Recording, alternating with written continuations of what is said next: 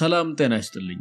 ይህ የአማርኛ መጽሐፍት በየሳምንቱ እሁድ በዚህ ሰዓት ወደ እናንተ የሚያደርሰው የሰንበት ተረክ ሲሆን በዚህ ዝግጅት የተለያዩ የተመረጡ የብዕር ትሩፋቶች በቡፌ መልክ የሚቀርቡበት ከወጉ ከግጥሙ ካጫጭር ልቦለዶች ከእውነተኛ ታሪኮች ወዘተ ካሻውት እያነሱ የሚያጣጥሙበት የጾም የፍስግ ብለው የሚያማርጡበት ይህ እንዲህ ባይሆን ብለው ሐሳቡን የሚያጋሩበት የጋራ ሳምንታዊ የጥበብ ድግሳችን ነውና እንኳን በደህና መጡ።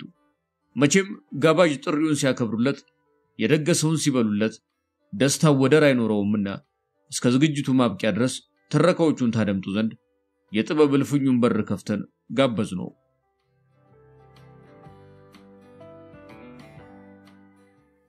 ዋሆዬ ሰው በቃኝ በማለት ያስመረረኝ ትግስት ሳሙኤል አይነርግብና ሌሎች አጫጭር ታሪኮች ከተሰኘው በዚህ ዓመት ካሳተመችው መጽሐፍ ውስጥ ያገኘነውን ሎሚ ተራተራ የተሰኘውን ግጥም ለሰንበት ተረክ ማሟሻችን እነሆ። ዋሆዬ ሐሳብ ወዲያ ወዲህ ሆኖ አስቸገረኝ ገራዶ እንዳልተሳሰርን በቅዱስ ፍቅር ስም እንዳልተሟሟቅን በጋለ መውደድ ፍም እርሽኝ ብለህ ካልከኝ ባፈቀርከኝ መጠን ባፈቀርኩ ጣም እኔ አንተን ሕይወት ማሳዘን አልደፍርም። በስሙላ ረሳስ ልረሳህ አልችልም። ፀሐይዋ ስትደምቅ ያለጋ ደመና ደሞ ዝናብ ማን ነው ብሎ እንደፎከረ እንዲህ አይነት አረሳስ የጅማ ታውታሩ ሲበጠስ በገና ቅኝት እንደጠፋው እንዲህ አይነት አረሳስ ደሞም አራስናት በላንዳ ፈዘችው ከቶ ምጥ ምንድነው? ይሄማ አረሳስ ሄድ መለስ ቀለስ ረስቶ ማስታወስ አስታውሶ ደጅ መጥናት የላይ አይነት ርቄ መሄዴ አንተን ካስደሰተ መረሳት ከሆነ የልብ ምኞትህ እስቲ ደሞ አሁን እንደዛ ላፍቅር ፍጹም ረስቼ ፍቅሬ ልግለጽልህ። በባቢሎን ጭፍራ እስራኤል ተከባ እስራኤልም ውስጥ ረሃብ ሲገባ የሚላስ ሚቀመስ ጠፍቶ በመድሩ ላይ እንደ ሙሴ መና አልሰጥም ሲል ሰማይ እናት አውሬ ሆና ድስት እሳት ላይ ጥዳ እንቡጥ ጨቅላ ልጇን ቀቅላ ስትበላ እኔም ማረሳሴ በኃያል ጭካኔ በእንዲህ አይነት መንገድ የወለዱትን ልጅ ጨርሶ እንደመርሳት ፍጹም አውሬ ሆኖ ከሰው ዘር ውስጥ መጥፋት በእንዲህ አይነት አረሳስ ረስቼሃለሁ። ሎሚ ተራተራ ልቤን ለጣረሞት አደራ ብዬ ከንፌያለሁ። በናዚ ተማርኮ ያዕቆብ የስታሊን ልጅ ጀርመን ለሩሲያ ስትልክ አማላጅ የኛን ልቃቅና እንስጥህ ልጅህን ብለው ቢማጸኑት እስረኛ እንለዋወጥ እያሉ ቢመክሩት አሻፈረኝ ያለ ሲያሻችሁ ግደሉት ሲያሻችሁ ቅበሩት። እኔም ማረሳሴ እንደ ስታሊን አንጀት አንተን ለማስደሰት አምሮ እንደመሳት የወለዱትን ልጅ ሆን ብሎ እንደመርሳት በጠላት ማስቀላት በእንዲህ አይነት አረሳስ ረስቼሃለሁ። ሎሚ ተራተራ ልቤን ለጣረሞት አደራ ብዬ ከንፌያለሁ። ቀኝ ስልህ በግራ ግራ ስልህ በቀኝ ካይኔ ተሰወሪ ብለህ የለመንከኝ እንዲያለ ምኞትህ እውነት ከሆነማ ነፃነት ከሰጠህ በኔ መረሳትህ ላንተ ከተስማማ ኔሮ እናቱን ጠልቶ ለስልጣኑ ፈርቶ ባቀፈው ማህፀን ባጎረሰው አንጀት ሰይፍ እንዳሰደደ ጦር እንዳሰበቀ በእንደዚህ አይነት ጭካኔ በእንደዚህ አይነት ረሳስ ረስቼሃለሁ። ከሰው ዘር ጠፍቼ አውሬነት መርጬ እንዲያፍቅሬሃለሁ። ዋሆዬ የዝንጀሮ መንገድ ቢከተሉት ገደል ዋሆዬ እሱ ይጨምርበት አይ በበደል ላይ በደል።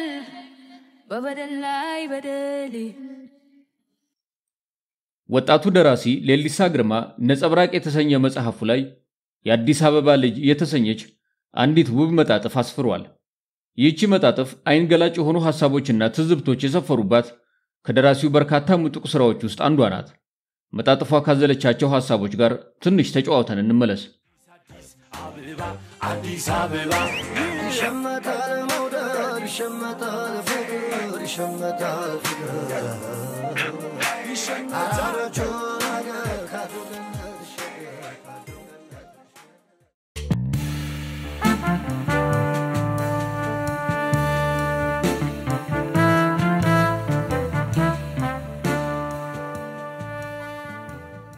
አዲስ አበባ ብሔር የላትም ይሉኛል። ሰምቼ ጭጭላለሁ። ብሔር ግን አላት። ብሔሯ ደፋር ይባላል። ደፋር ይደፍራል። አዲስ አበባ ደግሞ ታላቋ ጋለሞታ ናት። ለደፈራት ሁሉ ቀሚሷን ገልባ ትተባበራለች። በህግ አምላክ አትልም። ህግም አምላክም ኖሯት አያውቅም። የአዲስ አበባ መተዳደሪያ ህጎች ታክሲ ውስጥ በጥቅስ መልክ ተጽፈው ነው የሚገኙት። እኔ ላይ ሊጮህብኝ መብት ያለው ስልኬ ብቻ ነው ይላል አንዱ የደፋር ህግ። ይሄንን ጥቅስ የለጠፈ ታክሲ አላግባብ ጠቅጥቆ ቢጭንብህ ለአጭር የጉዞ ተመን የረጅም ቢያስከፍልህ ልትጮህበት አትችልም። ቀጭኑ የደፋር ትዕዛዝ ሲተረጎም እኔ እንደፈለግኩ ማድረግ እችላለሁ፣ አንተ ግን መጨቃጨቅ እንኳን አልተፈቀደልህም ማለት ነው። እና አዲስ አበባ የማን ናት? ጮክ አድርጎ ስለራሱ ጥቅም በድምጽ ማጉያ የሚያስብ ደፋር ሁሉ ናት። ማን ከቀድሞም አዲስ አበባ ላይ ነበር? ማን ደግሞ መጤ ነው የሚለው ጥያቄ ፈጽሞ አያከራክርም። እሱ አይደለም ነጥቡ። ነጥቡ ለማን ነው የተመቸችው፣ ማንን ደግሞ ነው ያገለለችው የሚለው ነው። አዲስ አበባ ላይ የተወለደ ግራ ገብቶት እንጂ ተመችቶት አያውቅም። ምክንያቱ ምንድነው? እኔ አላውቅም። ምናልባት በዝግመተ ለውጥ ግምታዊ መላምት እንደሚታሰበው የተንቀሳቀሰ የበለጠ ይለወጣል፣ ባለበት የተቀመጠ እዛው ዝጎ ይቀራል ይሆን? አላውቅም። ልክ የአውስትራሊያ አቦርጂኖች እዛው በተቀመጡበት ነጮቹ በመርከብ መጥተው ሀገራቸውን እንደወረሷቸው የአውሮፓ ነጮች እዛው ዋሻ ውስጥ ተቀምጠው ባሉበት የአፍሪካ ጥቁር ባህር ተሻግሮ ቅኝ ቢገዛቸው ምናልባት አፍሪካ ውስጥ የሚታየው የአምባገነን መንግስታትና የማያልቅ ዝቅጠታቸው ታሪክ የምዕራባዊያኑ ተሞክሮ ሊሆን በቻለ ነበር። መላምት ነው ያወራሁት። በሆነ የጣፈንታ አጋጣሚ አዲስ አበባ ውስጥ ተወልጃለሁ። በሆነ የጣፈንታ አጋጣሚ የተወለድኩት በመከነው የደርግ ዘመን ነው። ነፍስ አውቄ ሙሉ ሰው የሆንኩት ደግሞ በደርግም በላይ በመከነው ኢህአዲግ መንግስት ነው። በአጠቃላይ የባከነው ትውልድ አባል ነኝ። የባከነው ትውልድ የብክነቱን ቁስል ለመፈወስ ሀገር ጥሎ የተሰደደው በንጽጽር የተሻለ ሆኗል ብዬ አስባለሁ። አስቤ ሳልጨርስ ሀገር ጥሎ ሄዶ የተሻለ ሆኖ የመጣው የገበሬ መሬት በብላሽ ከመግዛትና ከሀገሩ ጋር የማይመጣጠን ምናባዊ ቤት ከመስራቱ ውጪ ሌላ ምን ተአምር አመጣ ብዬ ጠይቃለሁ። ቁስል ለመፈወስ ሄዶ ሲመለስ ሀገር ውስጥ ተቀምጦ ለቀሩት የበለጠ ቁስል ከመሆን የበለጠ ምን አመጣ? ዶላር ይዞ የመጣውን ለመምሰል ስንቱ ትህትናውን አጣ። ስንቱ ሄደው የተመለሱትን ለመሆን ቃሽቶ ሄዶ ሳይመለስ በየባህሩ ሰጥሞ ቀረ። ስንቱ ወይ ሄዶ ሳይሄድ ወይ ቀርቶ ሳይነቃ በሱስና በማይጨበጥ ህልም ውስጥ ነፍስና አካሉ ተነጣጥሎ መከነ። ከተነሳሁበት ነጥብ አፈነገጥኩ መሰለኝ። ደግ አደረኩኝ። ከሀገራዊ የህሊና ውል ያፈነገጠ ስንት አለ። ስንቱ ነው ኢትዮጵያ ጨዋነት እየሰበከ ስንት የብልግና ታሪክ ሰራ። በህይወት ዘመኑና በቀየው በረሃብ ዘመድና ጎረቤት ሲረግፍ አይቶ በህይወት ተርፎ ግን ከተሞክሮ አዎንታዊ ትምህርት ሳይማር ቀረ።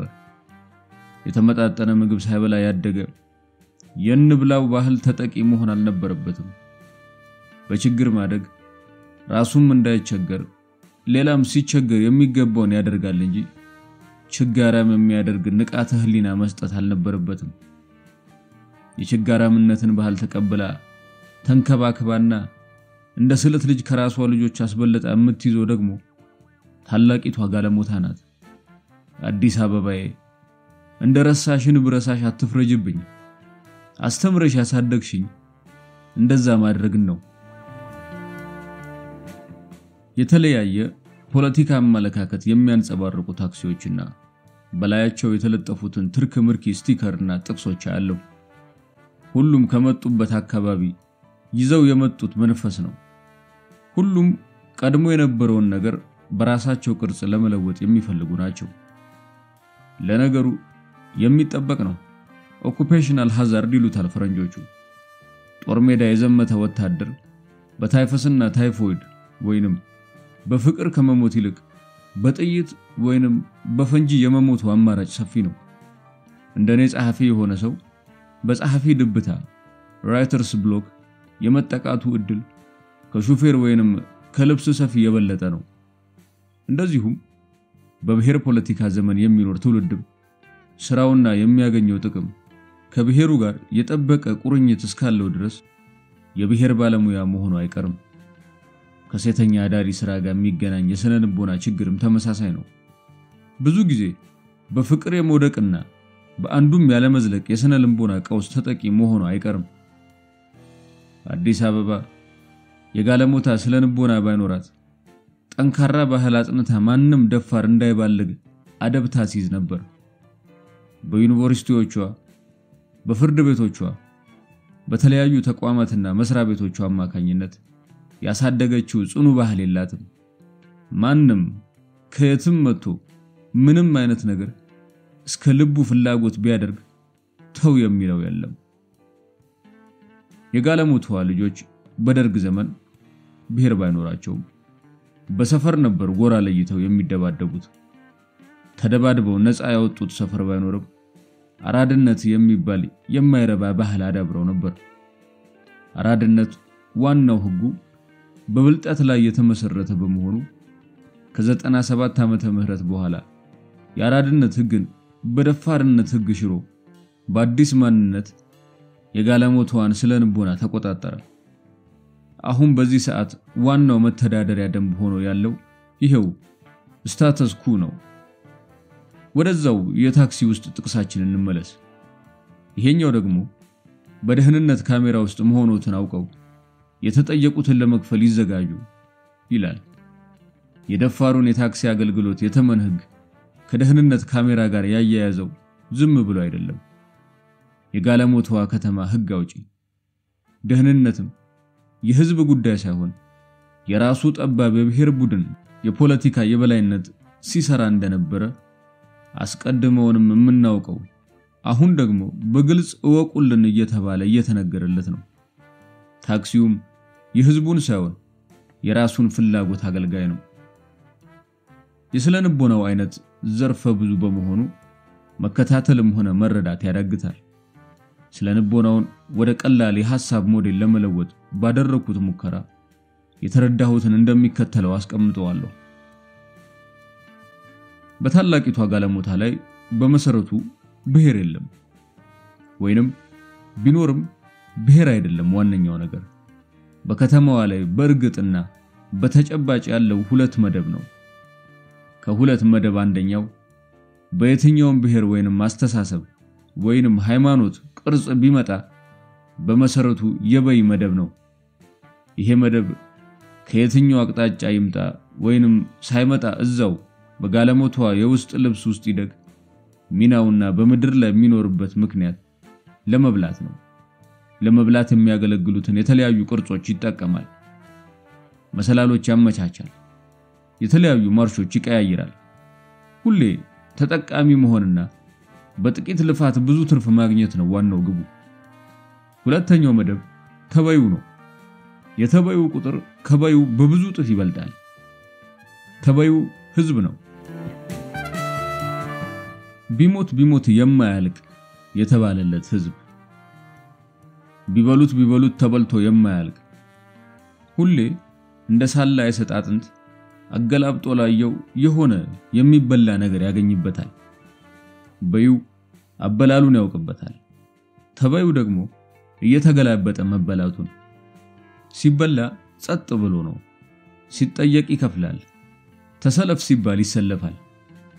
የመብራት ካርድ ሲሞላ ባልታወቀ ምክንያት ቆጣሪው ብሩን በስትሮ ሲጠጣበት ትንሽ ካማረረ በቀር አይበላም አይልም። በቃ እስከ ዝንት ዓለም ለመበላት የተፈጠረ መደብ ነው። the silent majority ብለው ይጠሩታል ምሁሮቹ። እናንተ አስተካክላችሁ ጥሩኝ እኛም በለዋለን ይላል በዩ። ለመብላት እንዲመች የተለያዩ ስም ሲወጣለት ይቀላል።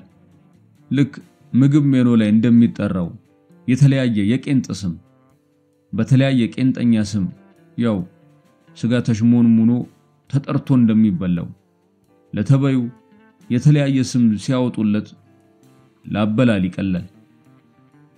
አንዳንዴ ድሃ ብለው ይጠሩታል። ድሃ ብለው ሲጠሩት አንድ ያበላል ስታይል ይፈጥራል። በዩ ድሃ ወዳጅ መስሎ በድሃዊ ስለንቦና አንጀቱን መጀመሪያ በልቶ ከዛ ኪሱን ይደግመዋል። ዝምተኛው ብዙሃን ሲባልም እንደዛው ነው። ዝምተኛውን እንዳይናገር አፍኖ የመብያ ዘውግ ይፈጥራል። ሰፊው ህዝብ የሚለውን የምግብ ስም ተመሳሳይ ነው። ሰፊውን ህዝብ በሰፊው ለመብላት ለቆረጠ በላተኛ የሚጠቅም መርሃ ግብር ይከፍታል። እና ያሉት መደቦች እነዚህ ናቸው። እነዚህ መደቦች በመላው ዓለም ወይንም በመላው ኢትዮጵያ ያሉ ሊሆኑ ይችላሉ። እኔ ግን የማውቀው የታላቂቷን ጋለሞታ መድረክ ነው። ስሟን ምንም ብላችሁ ጥሯት፣ እኔን አያገባኝም። ስም መጨመርም ትችላላችሁ። የስም ጭማሪ ያበላል ዘይቤ ጭማሪ ነው። ለመበላት የተፈጠረውን ለመብላት ከተፈጠረው ፈጽሞ አይለየውም። ስለዚህች ከተማ እንደ ነዋሪነቴ እንደ ተበይ መደብነቴ የሚሰማኝ ብዙ ቢሆንም ለዛሬ ግን በመጠኑ የተነፈስኩት ይበቃል።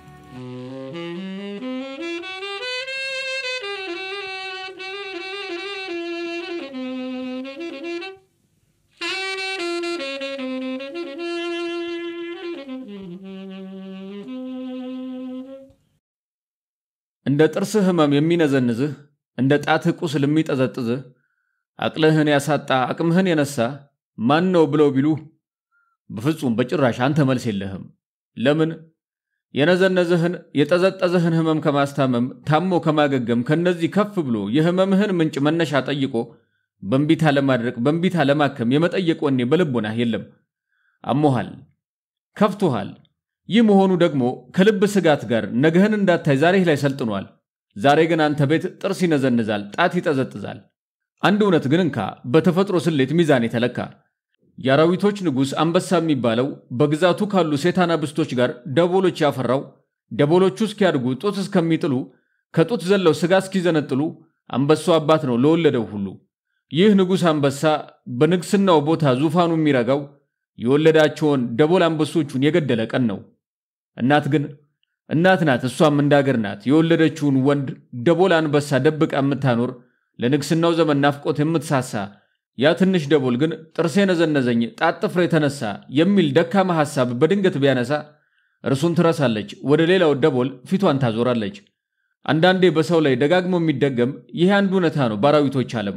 አሁን ከነገርኩ ከእውነቱ ጋር ከተፈጥሮ ጋር የተመሳሰለ ሴት አንበሳ መስል ሀገርክን ያከለ የህይወት ታሪክህ እዚህ ላይ ተጻፈ፣ እዚህ ላይ ተሳለ። የህመምህን ምንጭ አስቀድመ ሳታውቅ ጥርሴ ጣቴ አትበል፣ ገና ሳትዋጋ ገና ሳትጠየቅ ፈሪ ደቦል ይመስል ትጥቅህን አታውልቅ። ካላወለክ እኮ እናትህ ያንተ እናት ፊቷን አታዞርም፣ ላረጀው አንበሳ መስዋዕት ሁን ብላ አንተን አታቀርብም። ካላወለክ እኮ የጥርስህ ስቅሰቃ የጥፍርህም ህመም ዘመድክን አይደለም ህዝብህን አይነካም። ካላወለክ እኮ አቅልህን አታጣም፣ ነፍስህ ቢሄድ እንኳን ስምህ ግን አይጠፋም። እናም ስማኝ ደቦል፣ ጥርስህን ነክሰሃል፣ በዚህም አሞሃል። ጥፍር አሳይተህ መዳፍ ደፍጥጦሃል። በዚህም ምክንያት አቅልህን አተ ያቅምህን ትተሃል። ግን አልመሸብህም። ሴት አንበሳ እናትህ ተነስትልሃለች። ንጉሱ ሸብቷል፣ አንበሳው አርጅቷል። ሀገር የሚያሸብር ያ ኃያል ግሳቱ ከግዛቱ ጠፍቷል። አንበሳው ምስሉ እንጂ ስሙ ሰም ነክቶታል። ወርቅ የሆንከው አንተ ጥርስህን ረስተ ጥፍርህንም ትተህ ትጥቅህም በወጉ ታጠቅ አድርገውና እናትክን አስደስት። ደቦልነት አልፈ ንጉሱን ሁንና። ገጣሚ ሰለሞን ሳህለ ልጮህ ነው። የልብ ማህተም ከተሰኘው የግጥም መድብ ውስጥ የተገኘ ነው።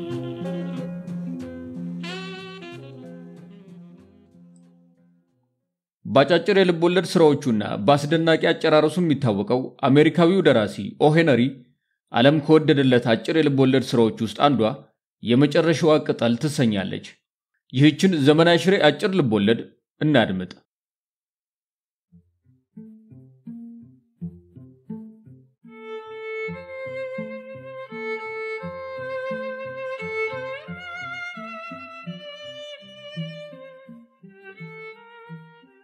የመጨረሻዋ ቅጠል። ደራሲ ኦሄነሪ፣ ተርጓሚ መስፍን አለማየሁ፣ ተራኪ የአማርኛ መጽሐፍት የዩቲዩብ ቻናል። በግንቦት ወር ላይ ሁለት ሰዓሊዎች በአንድ ሆቴል ተገናኝተው በአንድ ጠረጴዛ ዙሪያ ይቀመጣሉ። እንዳጋጣሚ የምግብ ምርጫቸውንም ምክንያት ፍለጋ አቅጣጫቸውን ተመሳሳይ ሆኖ ስላገኙት በአንድነት ለመኖር ይስማማሉ። በኒውዮርክ ከተማ የምትገኘው የከያንያንና ጸሐፍት መናኸሪያ በሆነችው በግሪንዊች መንደር ከጡብ የተሰራ ባለ 3 ፎቅ ቤት ውስጥ የጋራ ስቱዲዮ ለመክፈት ብዙም ጊዜ አልፈጀባቸውም። ሁለቱም ሴቶች ናቸው። አንደኛዋ ሱ፣ ሌላዋ ጆአና ይባላሉ። አንዷ ከሰሜን ምስራቃዊ ግዛት ከሜን፣ ሌላዋ ደግሞ ከካሊፎርኒያ ደቡብ ምዕራብ ነበር ወደ ኒውዮርክ የመጡት። ለ6 ወራት ያህል በሰላም እየኖሩ ስራቸውንም በጥሩ ሁኔታ ሲያካሂዱ ከቆዩ በኋላ በህዳር ወር ላይ ሐኪሞች ኒሞኒያ እያሉ የሚጠሩት የብርድ በሽታ አካባቢውን ክፉኛ እንደወረርሽኝ ይመታዋል። ብዙ ሰዎችን የለከፈው ይህ በሽታ ተራውን ጠብቆ የሁለቱን ሰዓሊዎች ቤት ሲጎበኝ ጆአናን ይዳብሳትና በጠና ተይዛ ትወድቃለች። በሽታው ካደረባት ቀን አንስቶ ጆአና ከቤት መውጣት ቀርቶ ከብረት በተሰራው አልጋዋ ላይ ተኝታ መዋል ሆነ። አልጋዋ ላይ በጀርባዋ ተንጋላ ከፊት ለፊቷ ባለው መስኮት በኩል ባሻገር የሚታየውን ከጡብ የተሰራ ሌላ ቤት ልሙጥ ግድግዳ ስታስተውል ትውላለች። ጥቂት ቀናት በዚህ ሁኔታ አለፉ።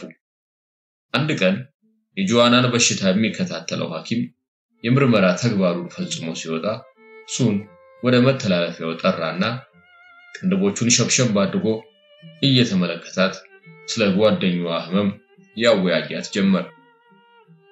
ጓደኛሽ በህይወት ለመቆየት ያላት እድል የመነመነ ነው፣ ወይም በሌላ አገላለጽ እድሏ ከ10 1 ነው እንበል አለ ዶክተሩ በእጁ በያዛት አነስተኛ የሙቀት መለኪያ ውስጥ ያለውን የሜርኩሪ ፈሳሽ እየነቀነቀ። እና ይኸውም አንድ እድል በህይወት ለመቆየት ያላት ፍላጎትና ተስፋ መጠንቀር ነው። ያንቺ ጓደኛ ግን ፈጽሞ እንደማትድን ህመሙ እንደማይለቃት ያረጋገጠች ትመስላለች። በህይወት እንደማትቆይ ወስናለች። ታዲያ በዚህ ስሜት ከቀጠለች፣ መንፈሷን ካላበረታታች፣ ለመዳን ያላትን ተስፋ ካላጎለበተች ውጤቱ ደግ የሚሆን አይመስለኝም። ለመሆኑ አንቺ ስለ ሐሳቧ የምታውቂው ነገር አለ? አንዳች ለማድረግ የምትፈልገው ነገር ያለ ይመስልሻል? መቼም አስቸጋሪ ነው፣ ግን ጆንሲ አንድ ብርቱ ፍላጎት እንዳላት ታውቃለሁ። ይኸውም አንድ ቀን በኢጣሊያ የሚገኘውን የናፒልስን ስርጥ ስዕል መስራት ነው። ለዚህ መቼም ኃይለኛ ጉጉት ነው ያላት አለች ሱ። ስዕል? የምን ስዕል አመጣሽብኝ? እኔ ለማወቅ የፈለኩት ከዚህ የበለጠ ከስዕል መሳል የላቀ ጉዳይ እንዳለ ነው። ዘወትር የምታስበው ሰርክለት ደጋግማ የምታስበው ነገር ካለ ብዬ ነው። ለምሳሌ እንደ ፍቅረኛ ያለ አለ ዶክተሩ። ፍቅረኛ? አለች ሱ አንዳች ልዩ ዜማ በተቀላቀለበት ድምጽ። አይመስለኝም ዶክተር፣ ደግሞ እኔ እስከማውቀው ድረስ እንዲህ ያለ ነገር በአእምሮዋ ውስጥ ቅንጣት ስፍራም የለው። ደህና እንግዲያው የሕክምና ችሎታዬ እስከፈቀደ ድረስ ጤንነቷን ለመመለስ ጥረት አደርጋለሁ። ግን አንድ ነገር ላስጠንቅቅሽ፣ ጓደኛሽ ለመኖር ተስፋ ማድረጓን ትታ ይህንን የሬሳ ሳጥኗን የሚያጅቡትን ሰረገሎች ብዛት የመቁጠሯ ነገር ከቀጠለች እኔም ትብብሬን ዝቅ አድርጌ መድኃኒቶቼ ካላቸው የመፈወስ ኃይል 50% እቀንሳለሁ። ገባሽ?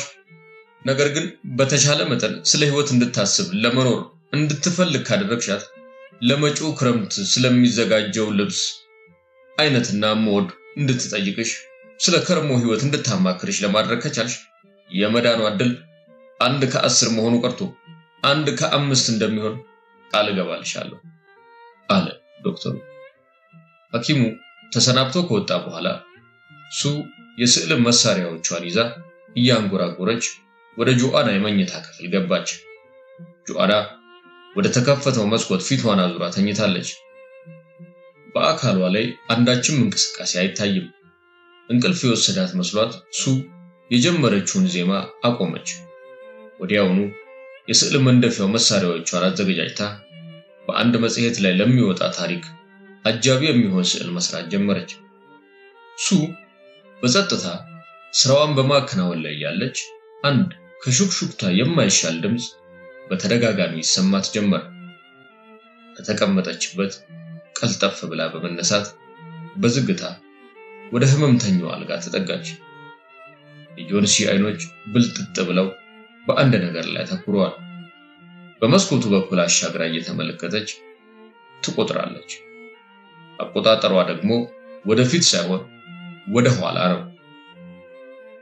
12 አለችና ጥቂት ቆይታ ደግሞ 11 ስትል ቀጠለች። እንደገና 10 9 ጥቂት አረፍ ብላ ደግሞ 8 7 እያለች ትቆጥራለች። ሱ ግራ በተጋባ ሁኔታ ፊቷን አዙራ በመስኮት በኩል ማስተዋል ጀመረች። በአካባቢው ምን የሚቆጠር ነገር አለ? ዘወትር በመታየቱ አሰልቺ ከሆነው የግቢው ባዶ ትርኢት በቀር አንዳችም አይን የሚሞላ ነገር የለም። ከመስኮቱ 20 ጫማ ያህል ራቅ ብሎ ከጡብ የተሰራ ሌላ ቤት ሌጣ ግድግዳ አለ። በተረፈ አንድ በጣም ያረጀና ስሮቹ መበስበስ የጀመሩ ዛፍ ይታያል። ቁመቱ እስከ ሌላው ቤት ግድግዳ አጋማሽ ድረስ አድጓል። እሱም ቢሆን እስከዚህ ማራኪ አይደለም። በመጻው ቀዝቃዛ ነፋስ የሚርገበገቡት የዛፍ ቅጠሎች በአብዛኛው ከመራገፋቸው ርቃናቸውን የቀሩት ቅርንጫፎቹ የጡቡን ሌጣ ግድግዳ እየታከኩ እንደ አጽም ተንጨፍረዋል። በቃ ሌላ የሚታይ ነገር የለም።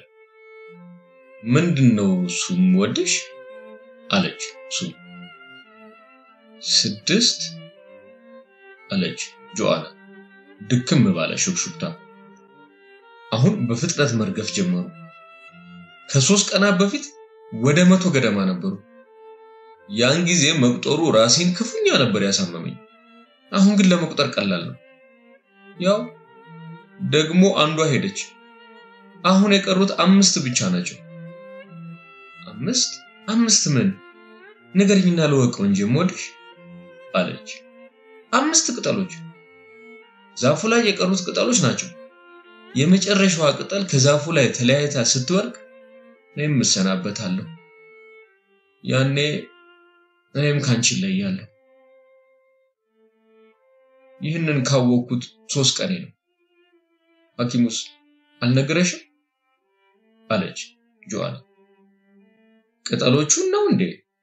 እኔስ እንዲህ ያለ ፍሬከር እስኪ ሰምቼም አላውቅም አለች ሱ ጉልህ ሆኖ በሚታይ የንቀት ስሜት። ለመሆኑ ያረጀ ዛፍ ቅጠሎች ካንቺ ጤንነትና ህይወት ጋር ምን ግንኙነት አላቸው? ደግሞ ዛፉን ወደዋለሁ ስትይ አልነበረም? አስቸጋሪ ልጅ አትሆኚ እሺ። አይዞሽ አሁን ትድኛለሽ። እንዲያውም ዛሬ ጧት ዶክተሩ እንደነገረኝ ከሆነ ለመዳን ያለሽ እድል ልክ እሱ እንዳለው አዎ እድልሽ ከ10 1 ነው። ስለዚህ አትፍሪ ጆንስ። ይልቁንስ አሁን ትንሽ ምግብ ላምጣልሽና ሞክሪ። እኔም የጀመርኩትን ስራ ልጨርስና ጥቂት ገንዘብ እናገኛለን። ከዚያ በኋላ ማለፊያ የወይን ጠጅና የአሳማ ስጋ መግዛት እንችላለን አለቻት። ለኔ እንደሆነ አትቸገሪ፣ ምንም ነገር አልፈልግም አለች ጆአና አይኖቿን በመስኮት በኩል እንዳነጣጠረች። ያው አንዷ ደግሞ ሄደች። በቃኝ፣ ምግቡንም አልፈልግም። አሁን የቀሩት 4 ብቻ ናቸው።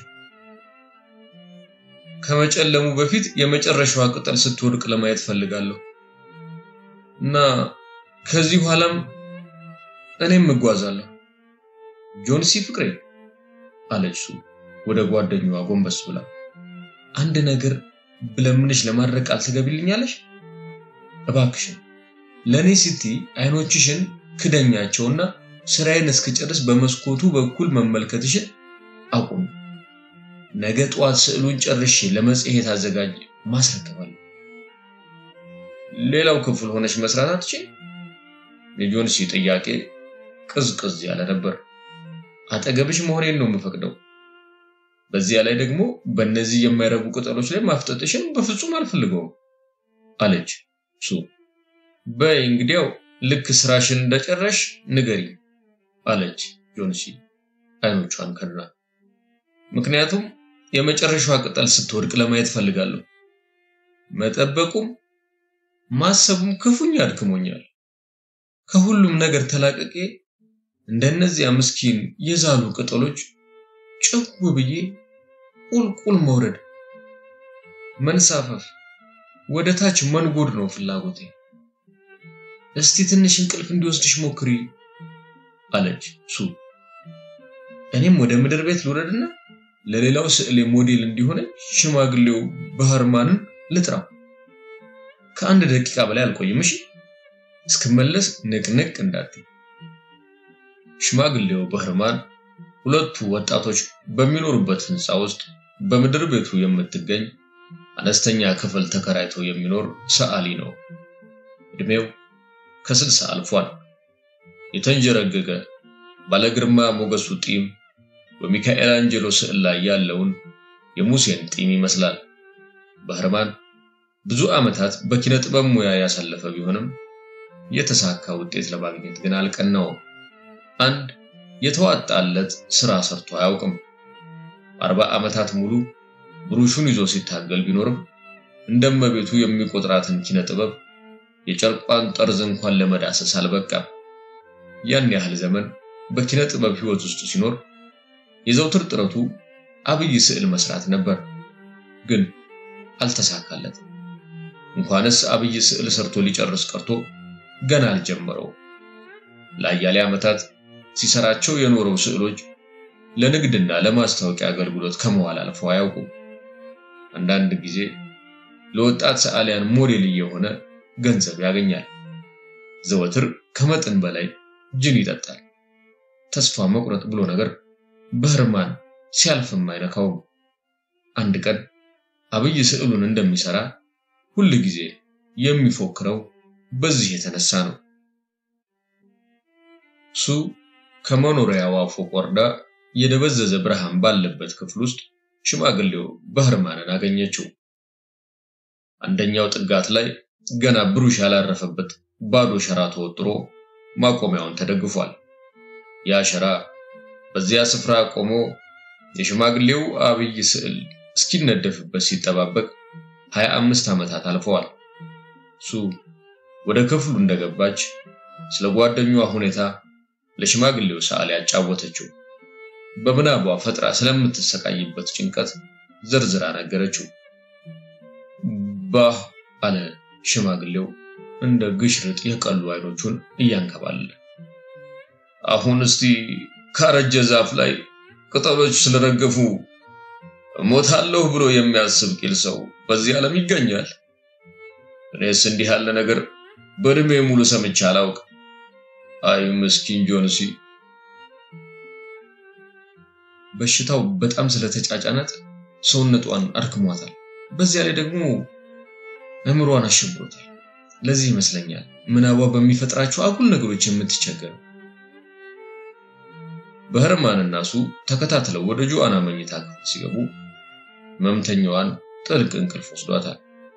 ሱ የመስኮቱን መጋረጃ በዝግታ ሳብ ካደረገች በኋላ ባህርማን ወደ ሌላው ክፍል እንዲገባ ምልክት ሰጠችው። በዚያ ሆኖ ዛፉን በጭላንጭል ተመለከቱና እርስ በእርስ በጸጥታ ተያዩ። ከውጭ በረዶ የተቀላቀለበት ዝናብ ይጥላል። አየሩ ክፉኛ ቀዝቅዟል። ባህርማን አሮጌ ሰማያዊ ሸሚዙን እንደለበሰ ሱ ለምትሰራው ስዕል ሞዴል ለመሆን በተዘጋጀለት ስፍራ ላይ ቁጭ አለ።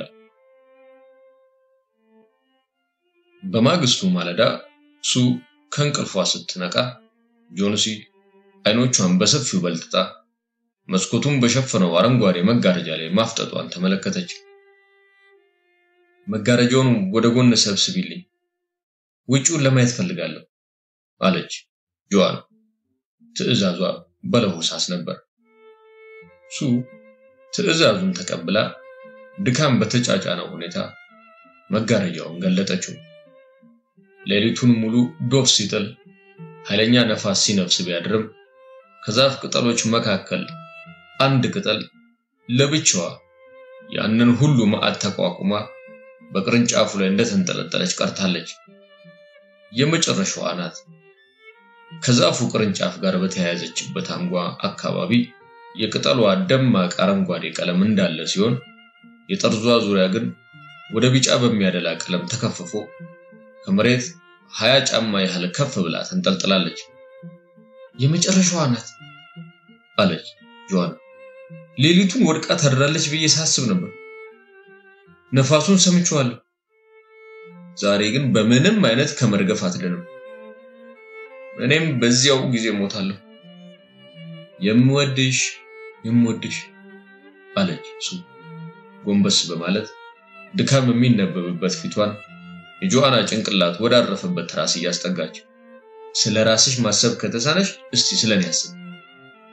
ጆዋና መልስ ሳትሰጥ ዝም አለች። ቀኑ እንዲህ ተገባደደ።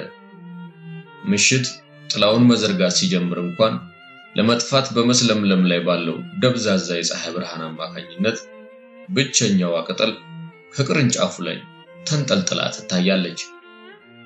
ድቅድቅ ያለው ጨለማ ሙሉ ለሙሉ ሲሰፍን የሰሜን ነፋስ መውዘግዘጉን ቀጠለ። ዝናቡም መስኮቶቹን እየደበደበ በጣሪያው ላይ ቁልቁል ይንቆረቆር ጀመር። በተከታዩ ቀን ብርሃን ጨለማውን ገስግሶ በድምቀት ሲፈካ ጆዋና መጋረጃው እንዲገለጥላት ለጓደኛዋ ትዕዛዝ ሰጠች። በዛፉ ላይ የቀረችው የመጨረሻዋ ቅጠል አሁንም እንደተንጠለጠለች ነው። ጆዋና ለረጅም ጊዜ ትክ ብላ ቅጠሏን ስታስተውል ከቆየች በኋላ በጋዝ ምድጃው ላይ ምግብ የምታበስለው ሱን ጠራቻት። መጥፎ ልጅ ሆኜ አስቸገርኩሽ መሰለኝ ሱ አለች ጆዋና። የሰሞኑ ሐሳቤ የተሳሳተ መሆኑን ለማየት ሲል አንድ የሆነ ነገር ያቺን ቅጠል በቅርንጫፉ ላይ እንድትቆይ አድርጓት። ለመሞት መፈለጌ ልክ አይደለም። አሁን ትንሿን መስታወት አቀብኝና ሌላ ትራስ ጨምረሽልኝ ቀና አድርጊ። ምግቡን ስታበስይ ላይሽ ፈልጋለሁ። 1 ሰዓት ያህል አለፈ። ሱዲ አንድ ቀን የኔፕልስን ሰርጥ በስዕል ቁጭ እንደማደርገው ተስፋ አለኝ አለች ጆዋና። ከቀትር በኋላ ዶክተሩ መጥቶ ምርመራውን ሲያበቃ ሱ ተከትለው ወደ መተላለፊያ ወጣች። አይዞሽ አሁን የመዳኑ ዕድል ፍጹም አስተማማኝ ነው አለ ዶክተሩ የሚንቀጠቀጠውን የሱን እጆቹ እየጨበጠ። በጥሩ ሁኔታ ስላስታመምሻት በሽታውን አሸንፈሻል። እኔ ግን ስለምቸኩል እንድሄድ ፍቀጅልኝ። ምድር ቤት የምጎበኘው አንድ ሌላ በሽተኛ ደግሞ አለ። በህርማን የሚባል ሰው ነው። እንደናንተ ሰዓሊ ይመስለኛል። እሱንም የለከፈው በሽታ ይሄው የሳምባ ምች ነው። ከሽምግልናው ከደካማነቱ ሌላ በሽታው ክፉኛ ጎድቶታል። ተስፋ ያለው እንኳን አይመስለኝም። ግን ቢሆንም ባይሆንም ትንሽ እንዲመቸው በማለት ዛሬ ወደ ሆስፒታል እንዲወሰድ ይደረጋል አለና ተሰናብቷት ሄደ። በማግስቱ ከቀትር በኋላ ሱ ጓደኛዋ ወደ ተኛችበት አልጋ ተጠግታ አንዱን እጇን በገመምተኛዋ ትከሻ ላይ አሳረፈችና አንድም ነግርሽ ነገር አለኝ አለቻት። ወዳጃችን በህርማን ዛሬ በሆስፒታል ውስጥ አረፈ። የሳምባ ምች ነው ይባላል ጠንቁ።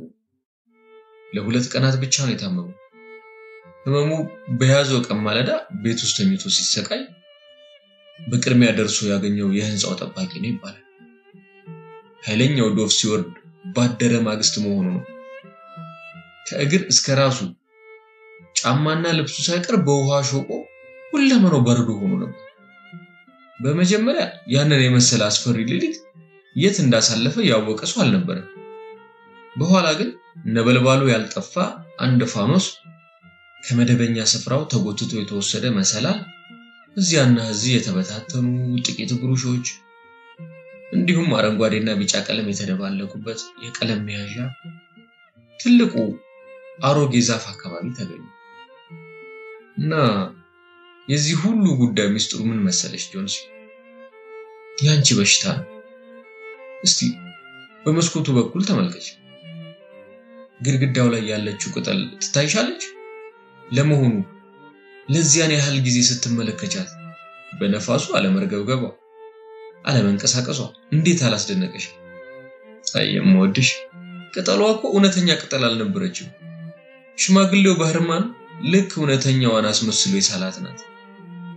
በቅጠሏ ላይ አጉል እምነት ማሳደርሽን ተገንዝቦ ያንቺን የመኖር ፍላጎት እንዲጠነክር ተስፋሽ እንዲለመልም በማለት ቅጠሏ ስትወርቅ እንዳትረበሽ በመትኳ እያየሻት እንድትጽናኝ በማሰብ እውነተኛዋን የመጨረሻ ቅጠል አስመስሎ የነደፋት ነው። ደግሞም ስለተዋጣችለት የባህርማን የእድሜ ሙሉ ህልሙ እውን የሆነባት አብይ ስዕሉ ናት። እና የመጨረሻዋ ቅጠል ከአሮጌው ዛፍ ላይ በወደቀችበት ሌሊት ያ ሁሉ ዶፍና ነፋስ እየወረደበት ሽማግሌው መስዋዕትነት ከፍሎ የነደፋት አብይ ስዕሉ ናት።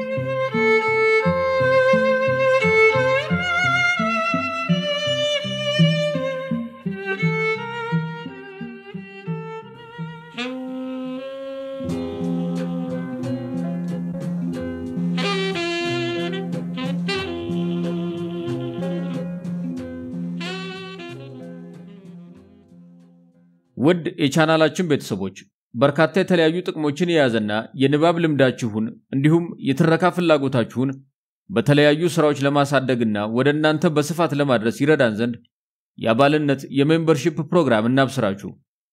የቻናላችን ሆም ውስጥ ሲገቡ ሰብስክራይብ ከምትለው ዋጎን የሚያገኙአትን ጆይን የምትለውን ጽሑፍ ወይንም በዚህ ቪዲዮ ስር በሚገኘው ዲስክሪፕሽን ውስጥ ሜምበርሺፕ የሚለውን ሊንክ በመጫን የተለያዩ ጥቅሞች ያሏቸውን የአባልነት ደረጃዎች ያገኛሉ። ቻናላችንን ለመደገፍና ተጨማሪ የንባብ ክህሎቶን እንዲሁም የትረካ ፍላጎቶን ከተለያዩ ጥቅሞች ጋር ለማሟላት ሜምበር በመሆን የዕውቀት አድማስዎን ያስፉ። ይህንንም ስለሚያደርጉ እናመሰግናለን።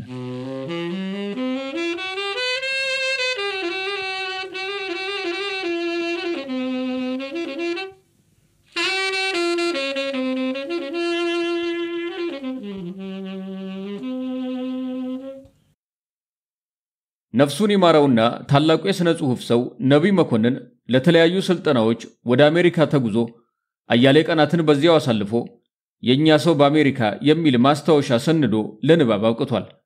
ከዚሁ ማስታወሻ ላይ ያገኘናቸውን ውብ ተረኮች ወደ እናንተ በማድረስ የዛሬውን የሰንበት ተረክ በዚሁ እንቋጭ። ሰላም ቆዩ።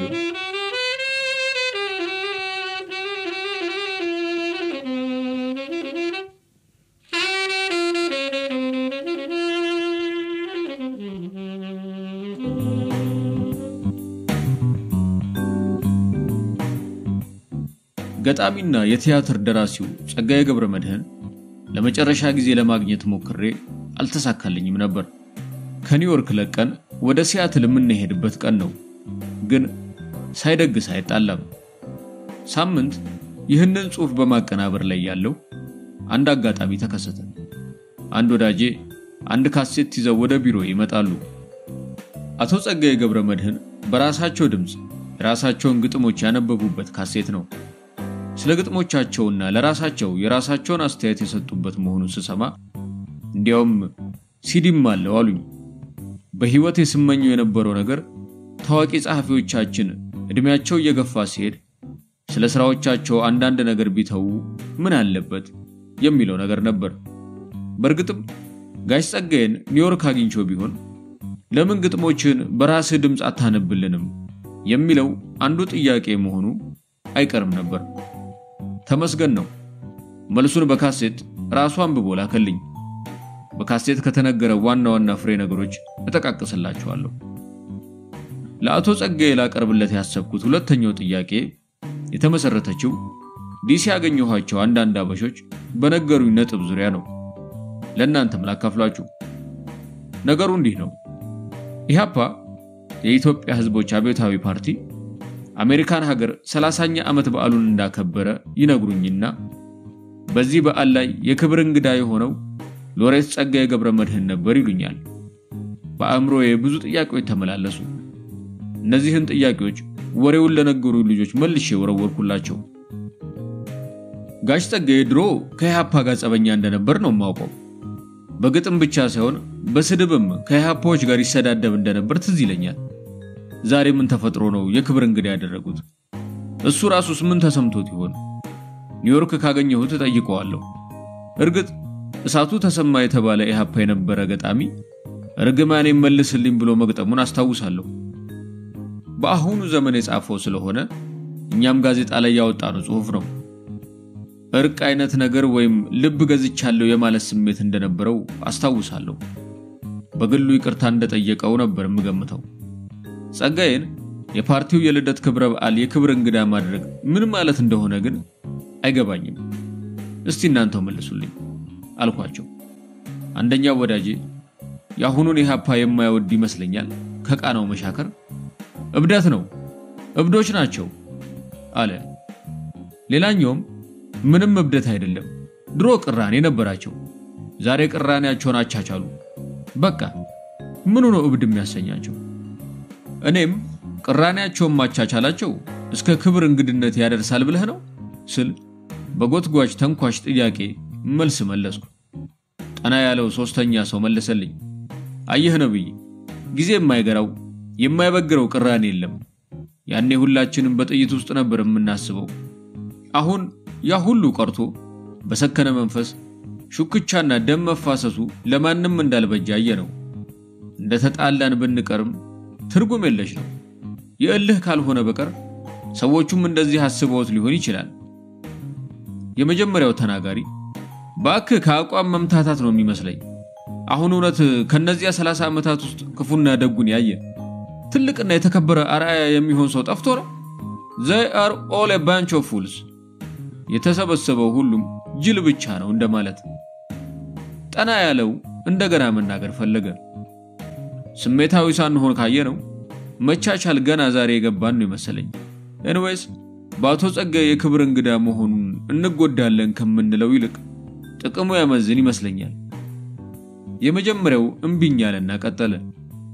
የዘመን ቁስልስ ታሪክስ እንደው በይቅር መባባል ይታሸግ ይመስልሃል? አቦቢራችንን እንጠጣበት፣ የእንግዳችንን መልካም ምሽት አናደፍርስበት አይደል ነብይ ማለቱ ነው። Let's not spoil this fancy night, right? እኔ እንኳን ብንቀጥልም ግድ አልነበረኝም።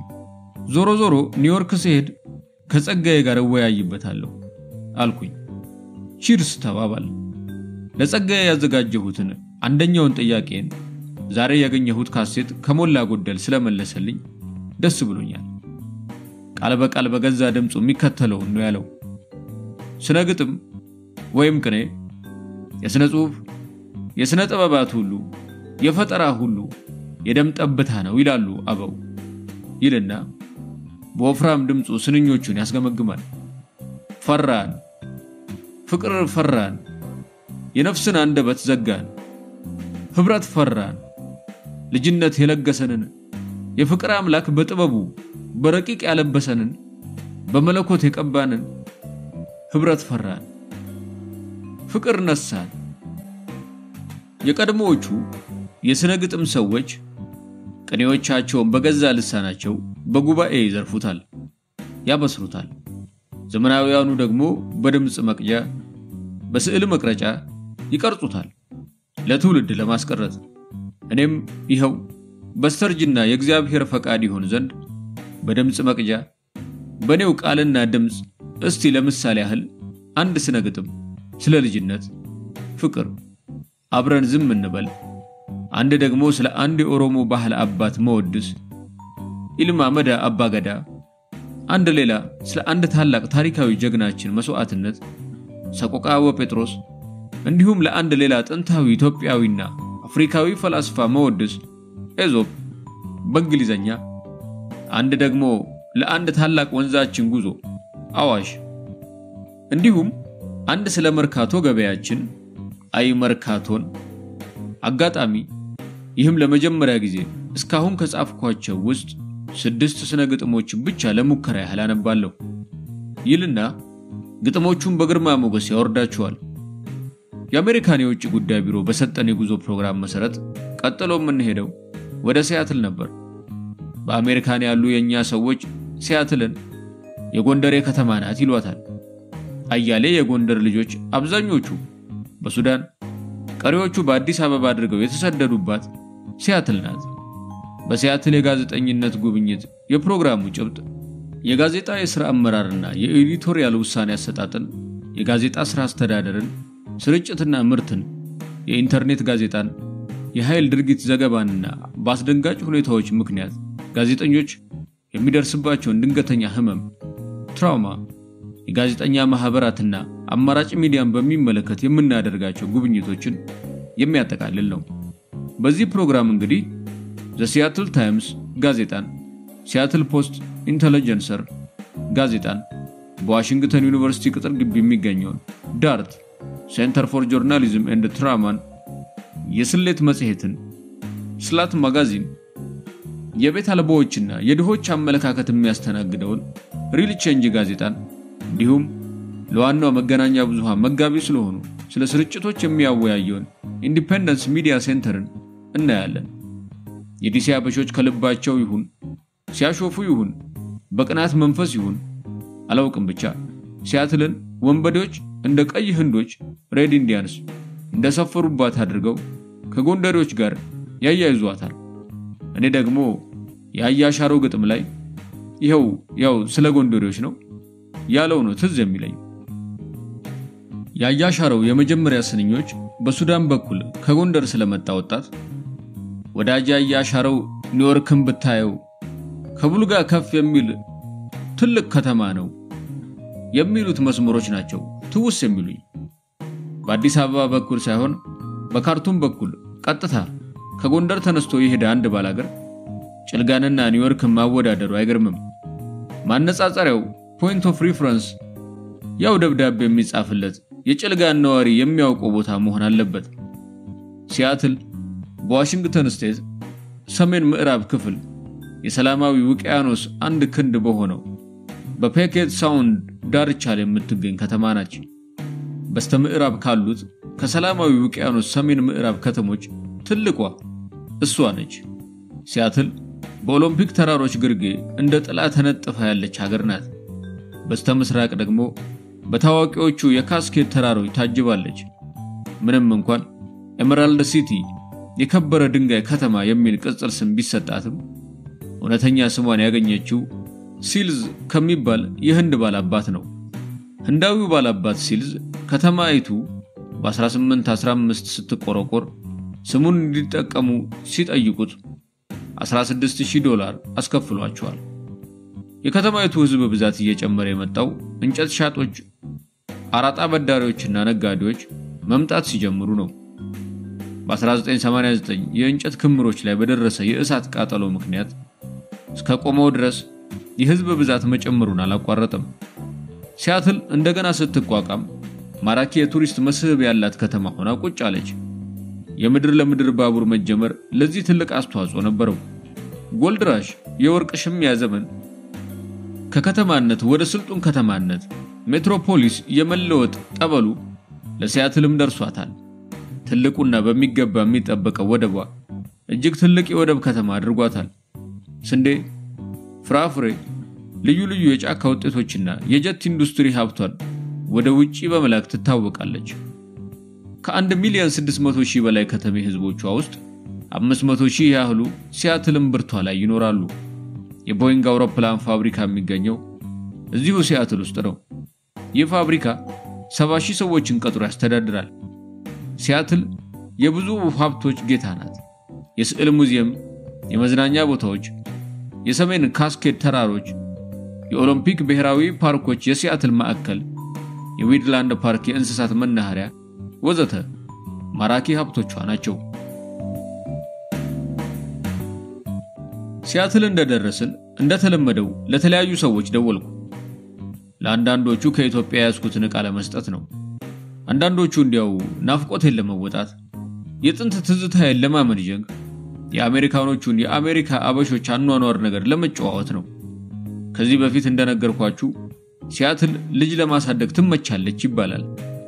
ብዙ ኢትዮጵያውያን ልጅ ወልደው ከብደው ይኖራሉ የሚባለውም እዚች ከተማ ውስጥ ነው። ኑሮ ርካሽ ስለሆነ ሊሆን ይችላል። ዝርግ ከተማ ስለሆነች ስለምትመቻቸው ሊሆን ይችላል።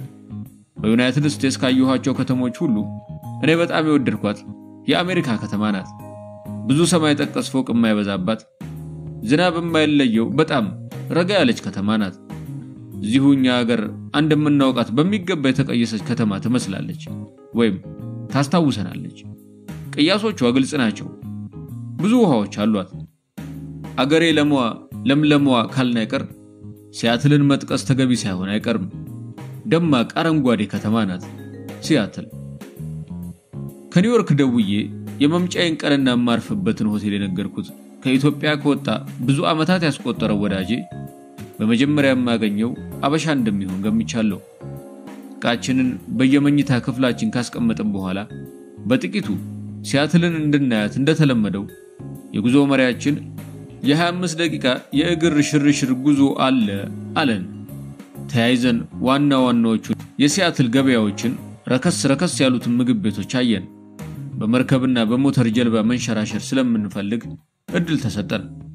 እውነትም ሲያትል ከልቧ የወደብ ከተማ ናት።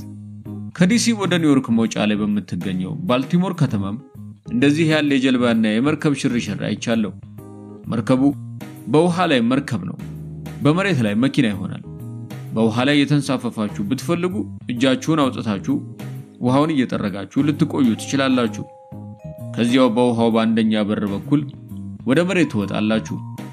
መርከቢቱ ጎማ ከጉያዋ ታበቅልና ከተማውን እንድትታይ እንደ መኪና እየተሽከረከረች ታገለግላለች።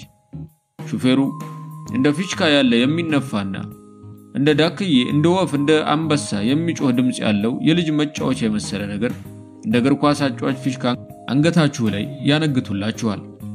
ከተማዋን ለመጎብኘት ስትወጡ እንግዲህ በመርከቧ መኪና መስኮት አንገታችሁ ብቅ አድርጋችሁ ያንን ፊሽካ መንፋት ነው።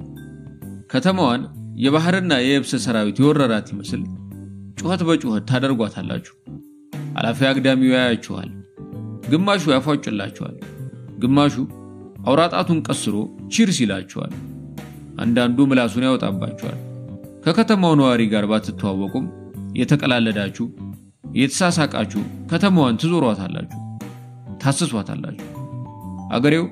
አገሩን እየጎበኛችሁለት መሆኑን ስለሚያውቅ ይደሰታል እንጂ ከተማዬን በጠበጣችሁ ብሎ አይቀየማችሁም። ሹፌሩ የከተማዋን ታሪክና የዋና ዋና ታሪካዊ ቦታዎቿን ማንነት፣ የጀግኖቿን ሐውልትና ጀብዳቸውን፣ ብቻ ዝርዝር የዘመናት ማንነታቸውን በጥሩ ቋንቋ ያስረዳችኋል። ለምሳሌ ሲኒማ የምትወዱ ከሆነ በስተቀኝ ያለው ቅዳሜና እሁድን ጨምሮ ከምሽቱ 3 ሰዓት ጀምሮ የሚያስተናግደዋችሁ ፊልም ቤት አለ ይላል። ገርል ፍሬንዳችሁን ትኩስ ፒዛ፣ ትንፋሹ የሚያውድ ፒዛ ለመጋበዝ ከፈለጋችሁ ደግሞ በስተግራችሁ የምታዩት በፒሳ የተካነ ሬስቶራንት አለላችሁ። የማታ ፈሽታ ሰዎች ከሆናችሁ if you are people of a night club ይሄኛው ዳንስ ቤት ከምሽቱ 5 ሰዓት ጀምሮ እንደ ቆንጆና ዝግጁ ልጃገረድ ፈገግ እያለ ይጠብቃችኋል ይሏችኋል። በጣም የሚያስገርም የማስተዋወቂያ ዘዴ ነው። ከዚያ የከተማው ጉብኝት ሲያበቃ እንደገና የጎማው ክንፏን ሰብስባ መኪናዋ መርከብ ትሆናለች። ወደ ውሃው ሲገባ ልብ ስልብ ያደርጋል። ከጠጠር ወደ አሸዋ የሚዲያ ለውጥ ማድረጋችን ስለሆነ ነው። አዲስ አበባ ሚኒሊክ ቤተ መንግስት አጠገብ በመኪና ፍጥነት ወደ አብዮት ስትወርዱ አንዲት ልብ ፍስስ የምታደርግ ቦታ አለች። የዚህ አይነት ስሜት ነው ወደዚህ የውሃ ሽርሽር ከመሬት ተለይቼ ስገባ የተሰማኝ። ታዲያ መንፈሴን ወደ አገሬ ቀልቼ መቼ ይሆን እኛ ውሃዎቻችንን በአግባቡ እንጠቀምባቸው? መቼ ይሆን ከተሞቻችንን በወጉ ለማስተዋወቅ ዝግጁ የምንሆነው እያልኩ በትካዜ ላይ መንሳፈፍ ያልቀረም። እኛ ጋር በራስ አነሳሽነት ፈረንጆቹን ከሚመሩት ወጣቶች ጋይዶች ሌላ ከተማ ለማስጎብኘት ልምድ የሌለን መሆኑን ሳስብ ይዘገንነኛል። አንድ ጊዜ ከፈረንሳይ መልስ አንዱን ጉዳይ ይመለከተዋል ብዬ ገመትኩትን የቱሪዝም መስሪያ ቤት ሰው እንዲህ ያለ ማስጎብኘት ስራ ቢጀመር ምን ይመስልሃል ብለው ምንም ይታይ ነገር አለና ብሎ ቁርጤን ነገረኝ። ሲያትል የታደለች ከተማ ናት። ደማቅና ለስላሳ፣ እንደ ኒውዮርክ ወከባ አይበዛባትም። እንደ ኒውዮርክ በሰማይ ጠቀስ ፎቅ ሰማዩ አልተጣበበም። እንደ ዲሲ ትርምስና ሩጫ አይበረከትባትም። እንዲያውም ዝርግ ከተማ ናት። ጧት ማታ ዝናብ አይለያትም የተባለችው ግን አልሆነም። እንዲያው ዝርግ ከተማ ናት። እንዲያውም የኛ አገር ካረፈባት ጀምሮ ለ4 ቀናት ፀሐያማ ነበረች። ምን እነዚህ ኮቴ ደረቆች ሳይሉን አይቀሩም አገሬዎቹ። ከተማይቱን በአጭር ዝውውር ካየም በኋላ ወደ ሆቴል ስመለስ ስለመምጣት ያስቀድም የደወልኩለት የአገሬ ልጅ እንግዳ መቀበያው ጋር ቆሞ አገኘሁት። የአንድ አገር በቀል ድርጅት ዋና ስራ አስኪያጅ የነበረ ነው። ከኢትዮጵያ ወደ ሲያትል ከመጣ 4 ዓመት ገደማ ሆኖታል። ሞቅ ያለ ሰላምታ ተለዋውጠን ተሳሳመን። መኪና ይዣለሁ እንሂድ አለኝ። መኪና ውስጥ ገብተን መንገድ ጀመርን። ራት የት ልጋብዝ ታዲያ? የበግ ስጋ ትወዳለህ? ምንም አይነት ራት እበላለሁ። እኔ ግድ የለኝም። ለመሆኑ በግ ሲታረድ አይታችሁ ታውቃላችሁ እዚህ ሀገር አልኩት። እኔ በበኩሌ አላየሁም፣ አላጋጠመኝም። አመት በዓል የሚመስለን ደም ሲፈስስ እናይ ነው የሚሉ አበሾች ታዲያ ምን ዋጣቸው? እንደውም እዚህ ሀገር አንድ የሚወራ አንድ አስቂኝ ነገር አለ ልንገርህ። ምን? አንዱ አበሻ አፓርትመንቱ መጀመሪያ ፎቅ ላይ ይኖርልሃል። ታዲያ ለቅዱስ ዮሐንስ አውደ ዓመት ደም ማፍሰስ አለብኝ ይልልህና በድብቅ ላይ ያርድ ፈልጎ ቤቱ ደጃፍ ላይ በጓን ያጋድምና ገና በቅጡ አርዷት ሳያበቃ በጓ ተነስታ ታመልጥና ደረጃውን ወርዳ ወደ አስፋልት ትወጣለች። አበሻ ቢላዋን እንደያዘ በድንጋጤ በጓን ተከትሎ አብሮ አስፋልት ይወጣል። ሰፈሩ ቀውጥ ይሆናል። የእሳት አደጋ ጩኸት፣ የሞተረኛ ትርምስ፣ የሰው ወዲያ ወዲህ ማለት። አበሻው በጓን ለመያዝ መሯሯጥ አካባቢውን በአንድ አፍታ ትርምስሙሱን ያወጣዋል። መቼ ወንጀል በተገኘ እያሉ የሚጠባበቁ የሚመስሉት የአሜሪካ ፖሊሶች አካባቢውን ይቆጣጠሩልህና በጉንም አበሻውንም ጋማቸውን ይይዛሉ። ከዚያስ አልኩት ለወሬ ቸኩዬ። ከዚያማ በግ ወደ ሆስፒታል፣ አበሻው ወደ እስር ቤት። በጣም ሳቀን። የሲያትሉን ጓደኛዬን መጀመሪያ የጠየኩት መኪናው የራሱ እንደሆነች ነበር። አዎ ከገዛኋት ቆይቻለሁ። ግን አሜሪካን ሀገር መኪና ኖረህ ማለት የሀብት ምልክት እንዳይመስል። እሱስ ገብቶኛል። ከብዙ ኢትዮጵያውያን ጋር ተወያይቼበታለሁ። ስለ አውራ ጎዳናዎቹ በእነሱ ላይ የሚያሽከረክሩ ሰዎች ማድረግ ስላለባቸው ጥንቃቄ ግን ብዙ አላውቅም አልኩት። የዩናይትድ ስቴትስ ትራፊክ በጣም ቅርንጫፈ ብዙና ከጊዜው ጋር የሰለጠነ የአውራ ጎዳና ስርዓት ነው። ትራፊክ በተጨናነቀበት አካባቢ ከሆነ ባለ 4 እና ባለ 6 ሰንበር አውራ ጎዳና ታገኛለህ። ሆኖም አብዛኞቹ መንገዶች በጋ ከክረምት የሚነዳባቸውና ባለ 2 ሰንበር ናቸው። በተሻሻሉ መጋቢ መንገዶች አማካኝነት ቀጥ ብለን በአገሪቱ ወደ ተፈለገው መንደር ሁሉ መድረስ ይቻላል። የተለያዩ ምልክቶችም ይታዩኛል። የሚገርምህ አውራ ጎዳናዎቹ በአግባቡ ቁጥር የተሰጣቸውና በሚገባ ተለይተው የሚታዩ እንዲሁም የአቅጣጫ ማሳያ ሰሌዳ መብራቶች ያጀቧቸው ናቸው። በእነዚህ አውራ ጎዳናዎች ላይ ስትነዳ በዩናይትድ ስቴትስ ውስጥ 55 ማይል በሰዓት ነው የሚፈቀድልህ። 88 ኪሎ ሜትር። ፍጥነት መጨመር ወይም መቀነስ ይቻላል። ወደ ዋናው አውራ ጎዳና መግቢያዎች ኮንትሮልድ አክሰስ ይሆኑ ማለትም የተወሰኑ መግቢያዎች ብቻ ያሏቸው ከሆኑ ፍጥነት መቀነስም ሆነ መጨመር የለብህም። መኪና ችግር ቢያጋጥመውስ? መኪና ችግር ካጋጠመውማ ሙሉ በሙሉ ከመንገዱ ውጭ ወስደ ማቆም ነው ያለብህ። በሹፌሩ በኩልም ነጭ ጨርቅ ከፍ አድርገህ በመስቀል እርዳታ እንደሚያስፈልግ ምልክት ትሰጣለህ። እያንዳንዱ ስቴት የራሱ ትራፊክ ህግና ደንብ ነው ያለው ሲባል የሰማሁት እውነት ነው? ሹር። ሆኖም አጠቃላይ ህግጋቱ አንድ ናቸው። ሁሉም ሹፌር የሚረዳቸው አይነት ናቸው። ለምሳሌ በዩናይትድ ስቴትስ፣ በካናዳ፣ በሜክሲኮና በላቲን አሜሪካ በቀኝ ነው የሚነዳው። ሹፌሩ በግራ ይቀመጣል ማለት ነው። ያው እንደ አውሮፓ፣ እንግሊዝና አየርላንድም አይጨምርም። ፍጥነትም ለከተማ ውስጥ 32 እስከ 40 ኪሎ ሜትር በሰዓት ነዳ ይልሃል። ከከተማ በሚወጡ መንገዶች ቅድም እንዳልኩ በሰዓት 88 ኪሎ ሜትር ነው። የሲያትልን ዋና መንገዶች ጥቂት ካሳየኝ በኋላ የበግ ጥብስ ሊያበላኝ ካሰበበት ምግብ ቤት ደረስን። አንዲት ኢትዮጵያዊት አስተናጋጅ ያለችበት ሞቅ ያለ ሬስቶራንት ነው። ገብተን ቁጭ እንዳል ከአሜሪካኖቹ መካከል ያየኋትን አበሻ ከማየት አልታቀብኩም። አየህ የኛ ሀገር ልጅም አለች አልኩት፣ ምላሹን በናፍቆት እየጠበቅኩ። እሱ ግን ወደ እርሷ ሳያይ ነው የመለሰልኝ። እንዴት እንዲህ በቀላሉ ለይሃት አለኝ። በቡድን ከተነሳው ፎቶግራፍ ውስጥ መጀመሪያ በአይንህ የምትፈልገው የራስህን መልክ ነው አልኩት። እውነትህን ነው። እኔም የዛሬ 14 ዓመት ወደ አሜሪካ ስመጣ አይኔ ዞሮ ዞሮ አበሻ ላይ ነበር ተሰክቶ የሚቀረው አለ። ትንሽ ጨዋታ እንደመፍጠር ብዬ አንድ እውነት ነገርኩት። ደግሞ የሚገርመው ሁሉም አበሻ የሚያውቀኝ እየመሰለኝ ሰላም እለዋለሁ። ሳይገርማቸው አይቀርም። ኖ ዌይ ምንም አይገርማቸውም። ይልቅስ ገና አዲስ ከአገር ቤት የመጣ ሰው መሆንህን ወዲያው የሚገባቸው። አበሻን ይሄ የሰላምታ መሉ መቼም የትም አይለቀውም። የፍቅር እስከ መቃብሩን በዛብህን ነው የሚያስታውሰኝ። ምን ይላል? ስለዚህ ነገር እዚያ ላይ ተጽፏል እንዴ? በዛብህን የስዕለቱን ልጅ የሰብለ ወንጌልን አፍቃሪ ታስታውሰዋል አይደል? በደንብ እንጂ። ዲሲ አንድ ዘነጥ ያለ አበሻ ስለ ፍቅር እስከ መቃብር በወሬ መካከል ስጠቅስ ሰምቶ you know it's been over 20 years now since I left Addis. Is that a play or ከአዲስ አበባ ከለቀቁ ከ20 ዓመት በላይ አልፎኛል።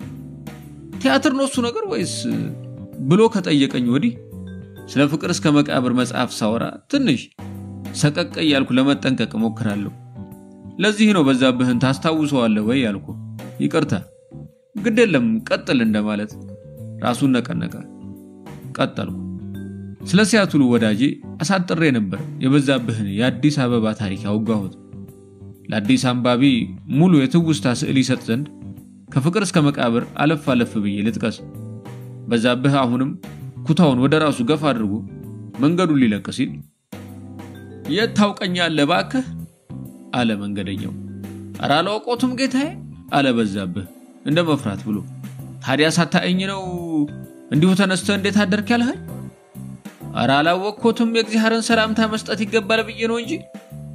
ይህ አታላይ መልቲ እድፍ ጨርቅ በለብስ ባላገር መሰልኩ? ኧረ እኔ አትሄድም አሁን አንተ ሽባ እንዳንተ ያለው ሌባ ማላውቅ መሰለ። አሁን ዘበኛ ጠርቼ አስፈህድድ ነበር። ማታ ነጋድራስ ሁነኛውና ጓደኞቻቸው ከገበያ ሲመለሱ የደረሰበትን ሲነግራቸው ጊዜ ይስቁ ጀመር። አይ እዚህ ሀገር እንዳገራችን መንገድ ለምታገኘው የማታውቀው ሰው ሁሉ ሰላምታ መስጠት የለብህም አሉ ነጋድራስ። እንዴታ እንዲሁ እንደተቀያየሙን ሁሉ ዝም ብሎ መተላለፍ ነው? የእግዚአብሔር ሰላምታ መስጠት ነው ሆኖ ሌባ ወይ አታላይ የሚያስመስልና ከሰው ጋር የሚያጣላ ከሆነ ነውር ያልሆነው ምንድነው? እንዴትስ አድርጎ ቀርቦ ከሰው ጋር ለመተዋወቅና ስራ ተጠያይቆ ማግኘት ይቻላል? አለ በዛብህ። አይዞህ አትፍራ። ልማዱም ቢሆን ይህን ያህል ከሀገራችን የተለየ አይደለም። ትንሽ ብቻ ነቃ ማለት ነው የሚያስፈልግ። አለመፍራት ነው። ስትሰጋና እንግድነት መልክ ስታሳይ የብዙ ሰው አይን ይከታተልህና አንተም በበኩልህ ያን ስታይ ነውር የሰራ መስሎ ፍርሃት አይለይህም። ስትባንን ትኖራለህ። ሐዲስ ዓለማየሁ። የሲያትል ወዳጄ በጣም ሳቀ። በል ወዳጄ ጥብሳችንን ቅመስልን። አንተ አበሻውን ሁሉ ሰላም ልበል ካልክማ አንገተ መቀጨቱ ነው። እስቲ ብላ። ጥብሱ ከሞላ ጎደል የኢትዮጵያን ጥብስ ይመስላል። ያቺ ኢትዮጵያው ታስተናጋጅ የምታስተናግድበት ጠረጴዛ እንዳልሆነ በገምትም አበሾች ማስተናገድ እንደፈለገች በሚያስታውቅ ፈገግታና ለዘመድ የቆጠበችውን ትህትና ሁሉ ልትሰጠን ዝግጅቷን በሚያሳይ አይነት እርምጃ በዝግታ ቀረበችን። ከሲያትሉ ወዳጄ ጋር ተሳሳሙ። ያውቃታል ማለት ነው አልኩ በሆዴ። ጠይም ቆንጆ ልጅ ናት። ረጋ ከማለቱ አንፃር ሳያት ብዙ የሲያትልነት ባህሪ የተጫናት አትመስልም። ተዋወቂው አላት። ተዋወቀችኝ። እንደማጫወት አስባ ነው መሰለኝ። ምግቡ እንዴት ነው አለች በፈገግታ ውስጥ በሚፍለቀለቅ ለስላሳ ቃላት። በጣም ቆንጆ ነው አልኳት። አይኖ አለች መጠርጠሩስ እንደማለት ግን ደግሞ እንደ ፈሊጥም ነው መሰለኝ። ደህና ውለሻል አልኩ ጨዋታውን ለመቀጠል። በፈገግታዋ ደህና መዋላ መለሰችልኝ። ከሱ ጋር መሳሳሟን እኔንም እንደ ጓደኛ ማየቷን እንዳበሻነት ይለፍ እንደተጠቀመችበት የሚጠቁም እርግጠኝነት ብሩህ ፊቷ ላይ ይታያል። ከኢትዮጵያ በቅርብ ነው የመጣኸው እመስላለሁ? አይኖ ገና ስትገባ አይንህን እኔ ላይ ስታሳርፍ ነው የበላሁ። እኔም ገና ስገባ ነው የለየሁሽ። ወደኛ ስታይ ነበር አይደል? አይኖ እኔ አበሻው ወደዚህ ቤት ሲገባ አገሬ የገባው ያህል ነው የምደሰተው አለች። አይኖ የሚለው ፈሊጧ ሲደጋገም ከነ ላይክ ዋው ዊርድ መዝገበ ቃላት ውስጥ እንደሚታከል ገብቶኛል። ትርጉሙ እንደ ቦታው ቢለያይም እንዴታ እኔስ መች አጣሁት መጠርጠሩስ የማለት ስሜት አለው። ጉድ አፒታይት በኋላ አያችኋለሁ ብላን ሄደች። የእንግሊዘኛውን ሲዩ ሌተር መሆኑ ነው እንግዲህ። ሺዝ ማይ ካዝን እኔ ነኝ ከኢትዮጵያ መጣሁት። በስንት መከራ መሰለ የአሜሪካን ኑሮ የለመደችው። እንዴት እንዳያሃት በጣም ኩል ናት። ኢትዮጵያ ሆናም ቃልም አትነፍስም ነበር። አሜሪካ መኖር እንዲህ መሆኑን ሳታውቅ መጣችና ሾክ ሆነች። በጣም ደነገጠች። እኔን ሁሉ እንደማኩረፍ ብላኝ ነበር። ለምን አስቀድመህ አልነገርካትም? አትጻጻፉም ነበር? እንጻጻፋለን ግን አየህ እንደዛ ለመምጣት ጓግቻለሁ እያለች ኑሮ እንዲህ ነው እንዲህ ብትፈልጊ አውቀሽ ግቢበት ብዬ እውነቱን ብነግራት ለትኬት ተሳስተህ ነው ድሮም ከልብህ አልነበረም የጋበስከኝ እንደምትል አትጠራጠር። ቪዛው ዘግይቶባት እንኳን እንዴት እንዳለቀሰች እኔ ነኝ የማውቀው። በኋላስ እዚህ መታ እንዴት ሆነች? የዚህች ደግሞ ከሁሉ የባሰ ነው። ደህና ስራ ሲገኝ ነው እንጂ እንዲህ አይነት ስራማ ንክቻ አላደርግም። አለዛ ጥቂት ብር ይዤ ኢትዮጵያ እንደ ሰው ቡቲክ ምናምን እንድከፍት ገንዘብ አጠራቅምና ስጠኝና ወደ ሀገር እመለሳለሁ አትል መሰለ።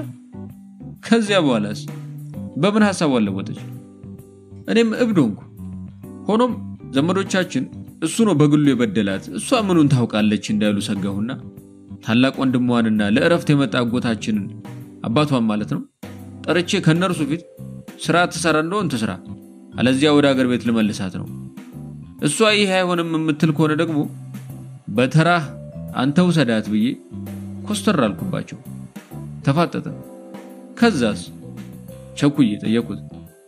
ትልቅ ወንድሟ እኔ ጋር ብሎ ሳይጨርስ እሷ ጣልቃ ገብታ በፍጥነትና በተንገሸገሸ ጩኸት እኔ እሱ ጋር ልቀመጥም አለችና እየጮኸች ማልቀስ ጀመረች። ድሮም አትወደውም ነበር ለነገሩ።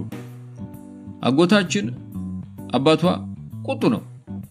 በጣም ተናደደና ሞልቃቃ እንዲያውም እዚህ ሀገር መቀመጥ የለብሽም ከኔ ጋር አብረሽ ትሄጃለሽ አላት።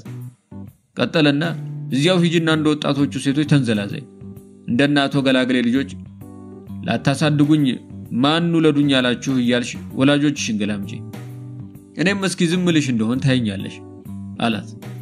ጭራሽ እየተነፋረቀች መንሰቅሰቋን ቀጠለች። አባዬ በቃ እዚሁ እቀመጣለሁ አለች እንደ ብራቅ ጮኻ። በጣም አሳዘነችኝ። የቆየና የተጠራቀመ ምኞቷ ከአዲሱና ለእሷ እንግዳ ከሆነው አሜሪካን ሪያሊቲ የአሜሪካን ህይወት እውነታ ጋር ሄዶን ኮሊሽን ፈጠረ። ከአዲሱ ኑሮዋ ጋር ፊት ለፊት ተላተመች ለማለት ነው። መቋቋም አቃታት። ሌላ አቅም ስለሌላት ስቅስቅ ብላ ለቀሰች። ታዲያ መጨረሻ እንዴት ስራ አገኘች አልኩት። እኔም የልጅቱ ሁኔታ ልቤን ነክቶኝ ነው የምጠይቀው። እግረ መንገዴንም ይሄ ኢኮኖሚክ ሚግሬሽን ለእንጀራ ብሎ መሰደድ መቼ ያበቃ ይሆን አልኩ በሆዴ። ከዛ አጎቴን ምን አልኩት መሰለ? አጎቴ አንተ ራስህ እኮ ኑሮ መራራ መሆኑን እየነገርካት ነው። እሷ የምትለው ይሄኛው መራራ ነው። ያለው ምርጫ choosing between two evils አይነት ነው። ከሁለት መራራ ህይወት የትኛው እጅግ የከፋ ነው የማለት ጉዳይ ነው። አጎቴም መጀመሪያውኑ በገንዘባችን ከመጫወቷ በፊት ይሄንን ማመዛዘን ነበርባታ። እዚያ ጂምናዚየም ስትል ጂምናዚየም አስገባኋት። ይሄ አክሮባት ነው ምንድነው? አዎ ካራቴ ልማር አለች ደግሞ አስገባኋት። በታክሲ አልሄድም ስትል መኪና ገዛው። ኮሌጅ ተመዝግባ በመሃል አሻፈረኝ ብላ ወጣች። ሱቅ ቁጭ ባይና ሂሳብ ተቆጣጣሪ እምቢ። ውጭ ሀገር ካላከኝ ውጭ ሀገር መታ ግርድና አልሰራም አሻሻጭነት አልሰራም። እንግዲህ ለሷ ሌላ ፕላኔት አይሰራላት። እኔ ከሷ 70 ሳንቲም የምፈልግ ሰው አይደለሁም። እንዲያውም ከመጣች እንኳን $3 እየገዛው ልኬላታለሁ። ቆይ አጎቴ አትማረርባት። ሌሎች ደህና ስራ ይዘው የሚኖሩ ኢትዮጵያውያን እኮ አሉ እዚህ ሀገር። ችግሩ እዛ ለመድረስ መንገዱ ይሄው መሆኑ ነው ብዬ ላግባባው ሞከርኩ። የሚገርምህ ነገሩ ቁርጡ ማወቁ እንድትቆርጥ አደረጋት መሰለኝ። In the morning she was totally a different person. በረጋታው ፍጹም ሌላ ሴት ሆና አገኘኋት። ምንም አይነት ስራ ሰራለሁ አለች። ሰው እስከደረሰበት ደረጃ አደርሳለሁ። ምንም አይነት ስራ ፈልገህ አስገባኝ እገባለሁ አለች። እንደድል ሆኖ አንድ የፕላስቲክ ማሸጊያ ፋብሪካ ውስጥ የሚወጣና የሚገባ ዕቃ የመቁጠር ስራ ተገኘላት።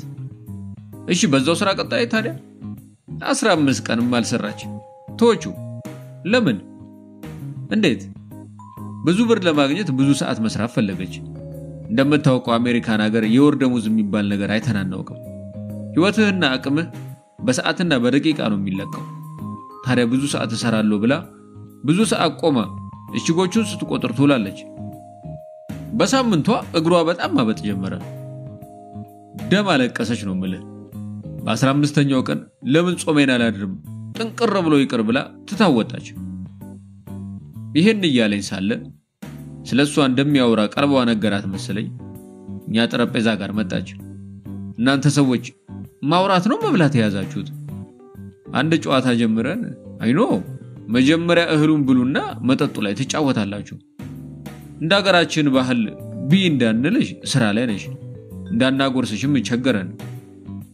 አይኖ በልዋ ደግሞ በስንት መከራ ከተገኘ ስራ ፋየር አስደርጉኝ ከስራ ያባረሩኛል ማለቷ ነው ለራሳቸው 3 ደቂቃ ሌት ሆነ ሐርፍ ደስትመጣ ጸጉሯቸውን ይነጫሉ ወደ ወዳጄ ያየች ስማ ወንድም ጌቱ አረሄንን ያገሬ ልጅ ስለ ሃየር ኤንድ ፋየር መቅጠርና ማባረር በደንብ አስረዳልኝ ቅርበቷን መግለጿ መሆኑ ገብቶኛል ባክሽ እሱ ዲሲም ኒውዮርክም ነበረ ሁሉንም ያውቋል አይኖ ቆይ መጣው ፈለጉ ይመስለኝ ብላ ፈጠን ብላ ሄደች ከኛ ጎን ካለው የሷ ጠረጴዛ ላይ አዲስ እንግዶች እየተቀመጡ ነው አሜሪካውያን አይመስሉ 3 ሴቶች 2 ወንዶች ናቸው መጀመሪያ የተቀመጠችው ሴት ጋባይ ሳትሆን አትቀርም ብያለሁ በሆዴ ሌሎቹ አልተቀመጡም በአይነ ግምት በጣም ውድ አልባሳት የለበሰች ይመስላል ጋባይ የመሰለችው ሴት በልዋ ተቀመጡ ከዚያ ምን እንደምንሰራ ደግሞ እናያለን ምናልባት ፈረንሳዮች ናቸው ማለት ነው ያለ ጥርጥር ዋናዋ ብራማ የተቀባ ጸጉር ያላት አሮጊት ሴትዮ ፈረንሳዊ መሆኗን ያነጋገር ቅላጼዋ ይናገራል ዌልካም shall I help you አለች የኛ ልጅ በተለመደው ለስላሳና ሙሉ ፍልቅልቅ ፈገግታዋ በፈረንሳይኛ ጥቁር ሊያስተናግደኝ በጭራሽ አይቻልም ሞቻለሁ አለች ሌላዋ ጎኗ ያለችው አሮጊት ላበሻው አስተናጋጅ አንድም ቃል ሳይናገሩ ራሳቸውን በአይናቸው ቦታ ፈልገው አስተናጋጅ ወዳለበት ጠረጴዛ ቀየሩና ሄዱ አበሻዋ የኛ ልጅ ፊት ላይ የወጣው ፀሐይ በአንድ አፍታ ጠለቀች ለካስ ደም ግባትና ለዛ ስሜትንም የሚከተሉ የስሜት ጥላዎች ናቸው አሉ ደራሲ አዲስ አለማየሁ ይሄንኑ ነው የኛ ልጅ ባዶውን ጠረጴዛና ወንበሮቹን በበድን አይኖቿ ቅዘዝ ብላ ስትመለከት አስተዋልኳት ሁለት እጆቿን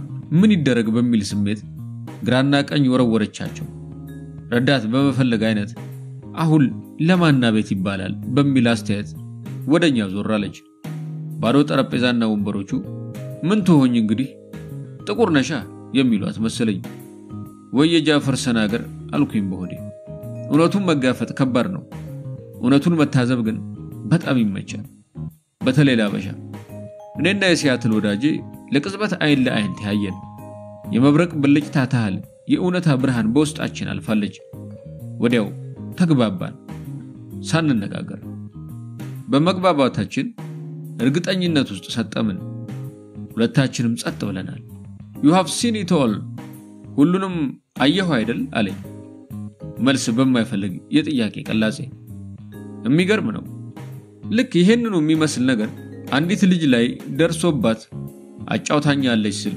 የተሰበረውን የጸጥታ በረዶ ጭራሽ ለማማሟት መሞከሬ ነው አሜሪካኖቹ አንድ ጥሩ ነገራቸው እየተማርክ መሆንህ በሚታወቅበት ሁኔታ ካለ ስራ አስገቡኝ ብለ አፕላይ ስታደርግ ከሌላው ጊዜ ይልቅ የተለየ እድል ይሰጡሃል ትምህርትን ለማበረታታት ሊሆን ይችላል እዚያው የምትማርበት ግቢ በሙያ ረዳት ሆነ ልትሰራ ትችላለህ ሌሎችም ተጓዳኝ ስራዎችን ያሰሩሃል ግን ተማሪ መሆንህን ስለሚያውቁ ነው ከትምህርት ሌላ ስራ የሚገኘው ገና ስንት ዓመት ለፍተ ሲቪህን ማስረጃህን ለሚመለከተው ትምህርት ቤት ወይ መስሪያ ቤት በትነ እሱን ፈልገው እስኪጠሩ ድረስ ነው አፍሪካን ሀገር በስንት ሺዎች የሚቆጠር ሰው በአንድ ዓመት ውስጥ እንደሚመረቅ አትርሳ አለች በተጨማሪም አሜሪካ ለአንድ ሳምንት ከስራ ወጥተ ተቀምጠ ጊዜህን ለማሳለፍ የምትችልበት ሀገር አይደለም አንድ ቀን አጎቴ ቤት ሌላ ቀን አክስቴ ቤት፣ ደግሞ ሌላ ጊዜ ጓደኛዬ ጋር እየበላው ክፉ ቀንን ልገፋ እችላለሁ ለማለት አይቻል ነገር ሁሉም ፊቱን ያዞርብሃል። የእናት ልጅ እናት ሀገር ቀረ። ይጨንቃል። ጥርስን ነክሶ ያገኙትን ስራ መስራት ነው ብላኝ ነበር። ብዙ የሥራ መጎሳቆል የደረሰባት ናት።